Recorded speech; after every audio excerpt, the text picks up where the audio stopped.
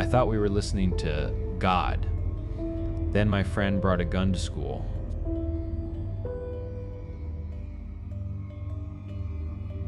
My best friend is dead because he listened to God. Now, God is telling me to kill my parents. It all started with Kian. Ms. Alaves had to call him out twice during calculus, once for drumming a frantic rhythm on his desk with a pen, and once for just staring at me, his eyes wide, a grin on his face so electric it looked painful. He was practically vibrating with a secret. At lunch, after a brief obligatory rant about the tyranny of the public school system, he finally let it out. I found it, Olin. A direct line. A direct line to what? I asked, pushing a soggy tater tot around my tray. He leaned in close, his voice dropping to a conspiratorial whisper. To God. I'm not kidding. I found this forum, way off the main web, for people who call themselves signal chasers. They sent me something. They said it picks up the source. This was classic Kian. We were the kids who spent our nights falling down internet rabbit holes while everyone else was at parties. But this was a new level, even for him. I told him he was losing his mind. He just kept grinning. You won't think so after you try it. He reached into the pocket of his worn-out hoodie and pulled it out. It wasn't much to look at. A small, smooth lozenge of unmarked gunmetal gray metal. A thin, transparent wire snaked from it, ending in a single, flesh-colored earbud. It looked less like divine technology and more like a hearing aid somebody's grandpa had lost. This will change everything, he said, pressing it into my palm. The metal was cold. Take it tonight. It's weird. It doesn't always work during the day. Something about atmospheric interference, the forum said. But at night, it comes through. I went to bed early that evening, the house filled with its usual crushing silence. My parents had perfected the art of communicating their mutual hatred without ever raising their voices. It was a cold war fought in slammed cabinet doors and the scrape of a chair being pushed back from the dinner table too hard. I would have preferred screaming. I felt like an idiot lying there in the dark with this cheap piece of plastic wedged in my ear. It was just another one of Kian's games, a prank to get a laugh out of me tomorrow. I closed my eyes, focusing on the cheap metal in my ear, waiting. Just as the edge of sleep began to pull me under, I heard it. A faint hiss, like wind blowing across the mouth of a cave. It was the sound of a vast, empty space. It wasn't radio static, it was deeper, older. The hiss continued for what felt like an hour. Then a voice bloomed out of the emptiness. It was neither male nor female. It was impossibly calm, impossibly ancient, like a mountain speaking. The words were quiet, but they filled my entire head. You are my child. You have been lost, but now you are found.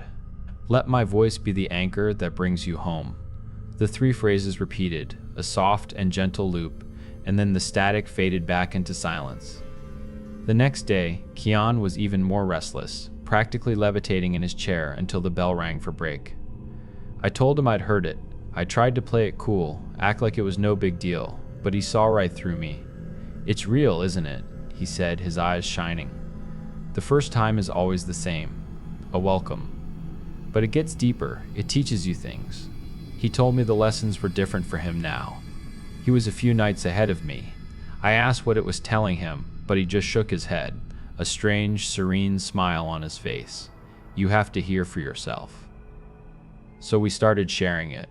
One night for him, one for me, and he was right. The messages changed. That same hypnotic, placid voice began to speak of purpose, of strength, of the inherent beauty in a world that felt ugly and cold. We called them the lessons. They were never long, maybe 10 or 15 minutes, but they were a potent balm for our lives. For me, an escape from the suffocating quiet of my home. For Kian, a refuge from his failing grades and the constant, bitter arguments with his teachers. We spent our days lost in thought, dissecting the lessons, whispering theories in the hallways. We were building our own private religion around a metal lozenge and a single earbud. The voice had a gravity to it, a pull that made you feel seen, truly seen, for the first time. I started to believe. We both did. Then the lessons began to turn. One Tuesday, Kian showed up to school and he was, still. The manic energy was gone, replaced by a dense, unmoving calm. He didn't fidget. He didn't talk back to Ms. Alves. He just sat there, staring at the whiteboard like he was watching the secrets of the universe unfold. At break, he told me he'd left the device at home. I asked him what was wrong. He turned to look at me, but his eyes were focused on something 1,000 yards away. It said my name, he whispered. The words sent a shiver down my spine. It said my name, and it told me I was special. It said I was an instrument, a tuning fork to correct the dissonance. The voice had started talking to me about that too, about the dissonant. In my last lesson, it had said, "There are those who are out of tune with the harmony of creation. The righteous must not suffer their discord, they must be silenced." It sounded like a metaphor. I didn't understand what it meant. "We were chosen, Olin," Kian said, finally looking at me, his hands gripping my shoulders. His eyes were fever bright. He's showing us the path. He wasn't at school the next day, or the day after that. He didn't answer my calls or texts all week. I kept thinking about him alone in his room, listening, getting lesson after lesson, moving further down a path I couldn't see. The following Monday morning, my alarm hadn't even gone off when I heard a soft thud on the porch. When I opened the front door, a rumpled brown paper bag was sitting on the welcome mat. Inside was the device, and a folded piece of notebook paper. "Olin, don't go to school today, please. The dissonance needs to be corrected. Remember what he called us. We're the instruments, Kian." I didn't understand, but a cold dread washed over me. I tried calling him one last time. Straight to voicemail. I couldn't ignore it.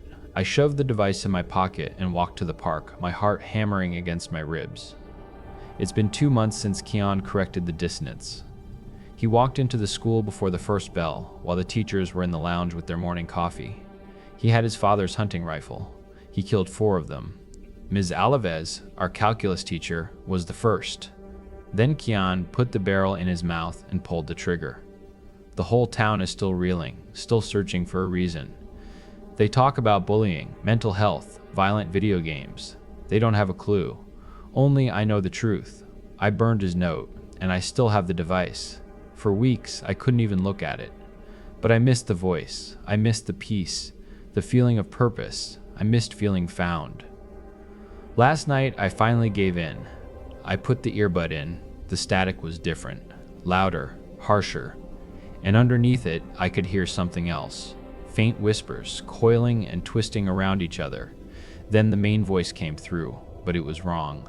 It was warped, stretched, like a recording played too slow. It sounded like it was gloating. The instrument served its purpose. The harmony is restored. I was about to rip the thing from my ear when I heard it, a tiny, fragile sound buried deep in the static. An echo, looped over and over. It was Kian's voice, thin and terrified. "Help, help, help." He wasn't sending me a message. He was trapped in the signal, a ghost in the machine.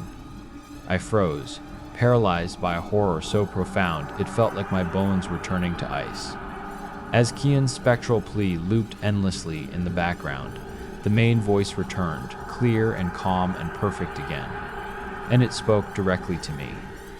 "You are a blessed being, Olin. Born of silence, you are destined for harmony. Your father and your mother, they are the quiet dissonance in your life. It is your duty to do what is right, just as your brother Kian did. You are my instrument. Bring them to the silence."